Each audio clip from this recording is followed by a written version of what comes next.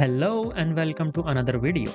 In this video, we're gonna see what are the local zones. Okay, so we have seen availability zones, we have seen the AWS region and the map of that as well. Now, what are local zones? Local zones are some zones in which there is low latency. For example, in Delhi, for example, if there is a local zone are those in which their speed is very fast. So the server is located in the same country for the end users. So there is like 10 millisecond latency is there. So it's very fast. So let's see it. We will go to this website, AWS. So local zones. Okay.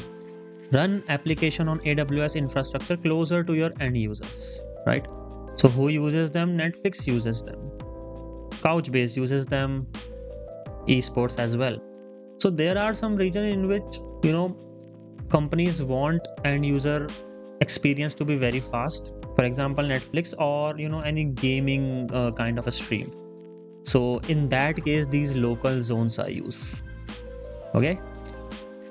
So that's it for this one, guys, and I'll see you in the next one, in which we will understand the first AWS thing, that is how to create your account in AWS. Okay, so stay tuned for that and I'll see you in the next one.